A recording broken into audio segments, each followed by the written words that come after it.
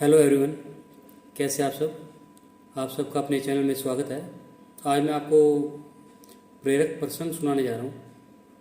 तो चलिए शुरू करते हैं। दो दोस्त थे, दोनों में काफ़ी अच्छी बनती थी, लेकिन दोनों में एक बड़ा अंतर था। एक दोस्त हर परिस्थिति में नकारात्मक नज़र से देखता था, जबकि दूसरा दोस्त हर मुश्किल में कोई ना कोई अच्छी बात ढूंढ लेता था। एक दिन दोनों दोस्त शिकार के लिए जंगल में गए। रास्ते में पहले दोस्त के हाथ में एक चोट लग गई।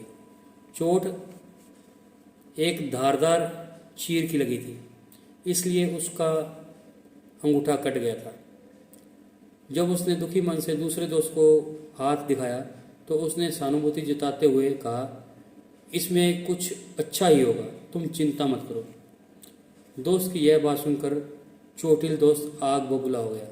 अपने दोस्त के इस व्यवहार को जब वह समझ नहीं पाया तो उससे रहा नहीं गया और उसे भला बुरा कहने लगा और जंगल से बाहर निकलने लगा। जंगल का रास्ता काफ़ी सुनसान था। तभी जंगल में रहने वाले कबीलाई लोगों ने उसे घेर लिया और उसे बलि के लिए तैयार करने लगे, लेकिन अंगूठा कटा होने की वजह से उसे छोड़ दिया गया। वह भागते भागते हैरान परेशान शहर वापस लौट आया। शहर वापस आने पर दोनों दोस्त एक बार फिर मिले। पहले दोस्त ने दूसरे से कहा, तुम सही थे, मेरा अंगूठा कटे होने की वजह से मैं आज जिंदा हूँ, लेकिन हमारी लड़ाई हुई, इससे क्या अच्छा हुआ। दूसरे दोस्त ने आश्चर्य से पूछा। तब दूसरा दोस्त बोला, लड़ाई नहीं होती तो हम साथ रहते, और साथ होते तो बलि मेरी दे दी जाती।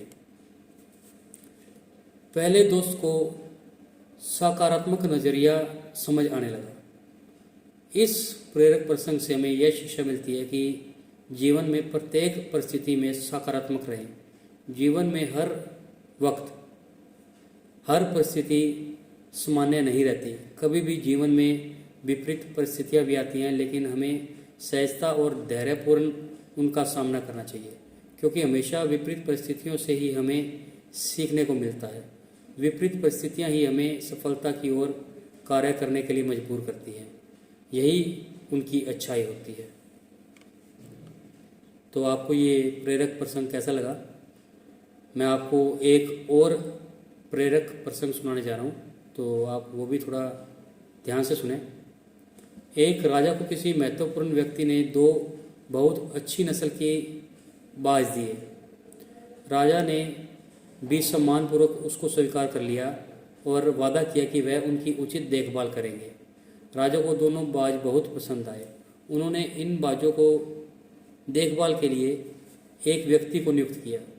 कुछ महीने बीतने पर राजा ने दोनों बाजों को देखने उस जगह पहुंच गए जहां उन्हें पाला जा रहा था। राजा ने देखा कि दोनों बाज बड़े हो चुके हैं और उड़ान भरने के लिए तैयार हैं। राजा ने उनकी देखभाल करने वाले व्यक्ति से कहा, मैं इन्हें उड़ते हुए देखना चाहता हूँ।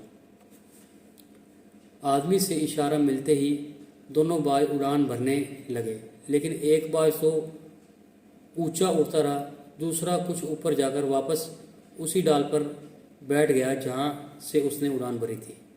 राजा ने पूछा, यह क्या? एक उड़ता जा रहा है जबकि दूसरे से उड़ा नहीं जा रहा। आदमी बोला, इसके साथ यह समस्या है, यह डाल छोड़ना ही नहीं चाहता। राजा ने आश्चर्यपूर्वक उस व्यक्ति की बात सुनी और कुछ सोच में पड़ गए। अचानक राजा ने घोषणा कर दी, जो व्यक्ति इस बाज को उड़ना सिखाएगा उसे मुंह मांगा इनाम दिया जाएगा। बड़े बड़े विद्वानों और शिकारियों ने कोशिश कर ली, लेकिन बाज थोड़ा सा उड़कर वापस उसी डाल पर आकर बैठ जाता। एक दिन एक किसान राजा के दरबार में आया। उसने राजा से बाज को उड़ना सिखाने की अनुमति मांगी। राजा ने तुरंत स्वीकृति दे दी।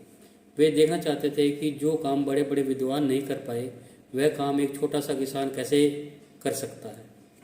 अगले दिन से ही बाज ने ऊंची उड़ान भरना प्रारंभ कर दिया।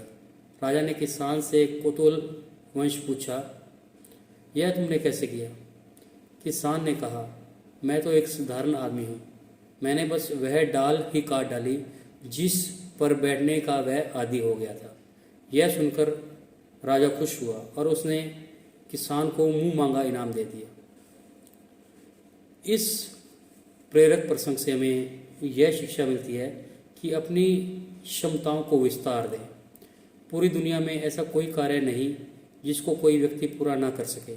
सिर्फ अपनी सीमित सोच के कारण ही किसी कार्य को पूरा नहीं कर पाते। अगर कोई व्यक्ति ठान ले तो वह कुछ भी कर सकता है, बस उसे उस बारे में सोचने और मेहनत करने की ज़रूरत होती है। तो आपको ये प्रेरक प्रसंग कैसा लगा? अगर पसंद आया तो वीडियो को लाइक कीजिए, शेयर कीजिए और चैनल को सब्सक्राइब कीजिए और बेल वाला बटन ज़रूर दबाएं ताकि हम ऐसी कोई और वीडियो डालें तो उसकी नोटिफिकेशन आपको मिल जाए। Thank you.